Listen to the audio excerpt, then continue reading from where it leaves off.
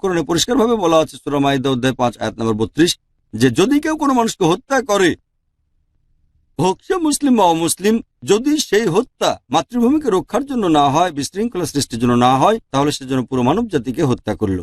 আর যদি কেউ কোনো মানুষকে বাঁচায়, তাহলে সে যেন পুরো মানব জাতিকে বাঁচালো।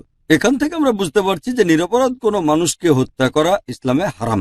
যেহেতু আমরা মুসলিম, আমাদের দায়িত্ব সারা বিশ্বকে কোরআনের এই নির্দেশ পৌঁছে দেয়া যে মুসলিম বা অমুসলিম যে কোনো নিরপরাধ মানুষকে হত্যা করাটাই হচ্ছে হারাম। এটা কোরআনের শিক্ষা। এবং হয়তো কিছু তথাকথিত মুসলিম আছে যাদের আছে খারাপ উদ্দেশ্য বা যাদের আছে ভুল শিক্ষা, তারা ভাবে হত্যা করা অন্যায় না। হয়তো এমন কিছু মুসলমান আছে যারা ভাবতে পারে যে আমরা জানি। কিছু মানুষ আছে যারা অন্যদের মগজ ধোলাই দিয়ে বলে যদি এসব করি তাহলে আমরা জান্নাতে যাব। কাজেই বোঝা যাচ্ছে এইসব ভাবনা হলো অবাস্তব ভাবনা। যদি সত্যের পথে চলতে হয়, কোরআন এবং সুন্নাহর আলোকে চলতে হবে।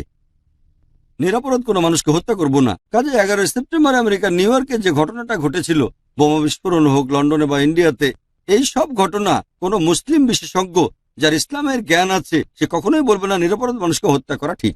কিছু মানুষ আছে যারা নিজেদের পরিচয় দেয় মুসলিম, তারা ভাবতে পারে এসব ভালো, আর তারা এরকম বলে যে বেশ, আমরা হত্যা করলে জিহাদ করলাম এবং জান্নাতে যাব। আসলে এটা অবাস্তব ভাবনা। আর আমাদের মুসলিমদের পরিষ্কার ধারণা থাকা উচিত যে নিরপরাধ মানুষকে হত্যা করা হারাম, সে যাই হোক, মুসলিম বা অমুসলিম। এটা আমাদের দুর্ভাগ্য যে আমরা মুসলিমরা সমালোচিত হচ্ছি।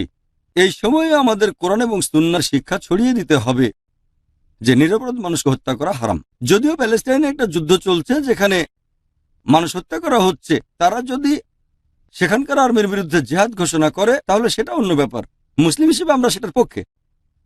যদি ইসরায়েল সরকার প্যালেস্টাইন আক্রমণ করে আর প্রতিদিন শত শত মানুষ হত্যা করে, হাজার হাজার মানুষ মারা যায়, যদি ওরা আর্মির বিরুদ্ধে যুদ্ধ ঘোষণা করে, সেটা সম্পূর্ণ আলাদা বিষয়।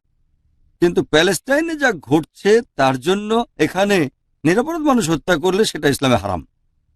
কাজে যারা কোনো পরিবারে আক্রমণ করার জন্য দায়ী, যেমন করছে ইসরায়েলে, মানুষ হত্যা নির্দেশ দিচ্ছে, তাদের উপর প্রতিশোধ নেবার বিষয়ে যে কারো যে কোনো সিদ্ধান্ত বা আমরা যুদ্ধ করতে চাইলে সেটা সমর্থন করে ইসলাম।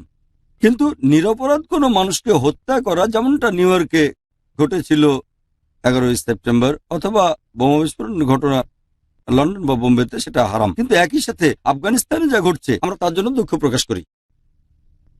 আফগানিস্তানে হাজার হাজার মানুষকে মারছে আমেরিকানরা, সেটাও হারাম। ইরাকে যা ঘটছে, হাজার হাজার মানুষ মেরে ফেলছে, সেটা অন্যায়, আমরা তার নিন্দা করি। আমরা এইসব বিষয়ে সমর্থন দেই না। যা অন্যায় সেটা অন্যায়, সেটা মুসলিম করুক বা অমুসলিম যে করুক। জানি না বোম্বে বোমা বিস্ফোরণের জন্য কারা দায়ী, হতে পারে মুসলমানরা, আমি জানি না। কিন্তু যেই করুক না কেন, মুসলিম বা অমুসলিম, সেটা কোরআনের বিরুদ্ধে। নিরপরাধ মানুষ প্রায় 200-র বেশি মানুষ মারা গেছে, 600-র বেশি মানুষ আহত হয়েছে। মুসলিম করুক বা অমুসলিম করুক, মুসলিম মারা যাক বা অমুসলিম মারা যাক, এটা হারাম। এই বোমা বিস্ফোরণে অনেক মুসলিম মারা গেছে। যদি কোনো মুসলিম মারা নাও যেত তাও সেটা হারাম, কারণ তখন যারা ট্রেনে ছিল তারা সব নিরপরাধ মানুষ ছিল। নিরপরাধ মানুষ হত্যা করা কোরআন এবং হাদিসের আলোকে হারাম। কেউ যদি কোনো অন্যায় করে তার বিচার আমরা করতে পারি না।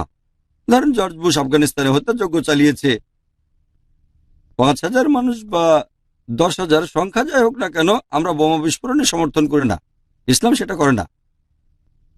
তাই ইসলামের আলোকে বর্তমান সময় আর অবস্থার পরিপ্রেক্ষিতে আমরা মুসলিমরা কোরআনের সঠিক শিক্ষা ছড়িয়ে দেব।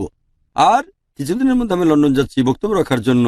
পরের সপ্তাহে আরেকটা অনুষ্ঠান ইনশাল্লাহ, তারপর বুধবারেও এই বিষয়ের উপর আমি ধারাবাহিকভাবে কয়েকটা বক্তব্য রাখবো ইনশাল্লাহ। বার্মিংহামে, লন্ডনে, ম্যানচেস্টারে, আর গ্লাসগো, কার্ডিফ। এর শিরোনাম শিক্ষাবিদদের শিক্ষা। এই সফরের নাম শিক্ষাবিদদের শিক্ষা, কিভাবে তাদের শেখাতে হবে।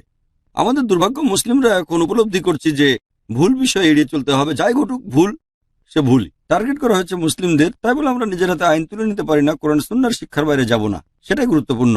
দুর্ভাগ্যজনকভাবে বর্তমানে যেটা ঘটছে, নিরপরাধ মুসলিমদের তুলে নিয়ে যাচ্ছে, বের হলে সহজে তাদের টার্গেট করা হচ্ছে।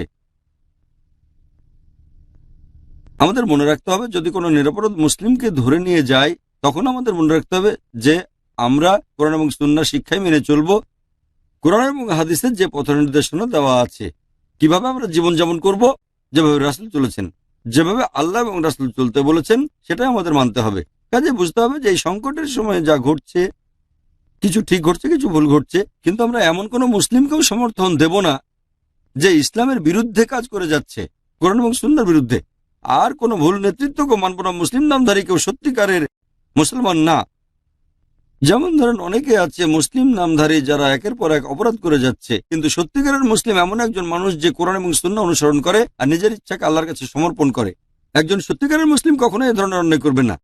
হয়তো পথভ্রষ্ট হতে পারে পৃথিবীর যে কোনো প্রান্তে এই ধরনের কাজই, প্রমাণ হয় না যে 11 সেপ্টেম্বরে যা ঘটেছে সেটা মুসলিমরা করেছে বা করেনি। কিন্তু যদি কোনো প্রমাণও পায় যে কাজটা মুসলিমরাই করেছে, তারপরও ইসলাম কখনোই নিরাপরাধ মানুষ হত্যার সমর্থন করে না। আশা করি উত্তরটা পেয়েছে।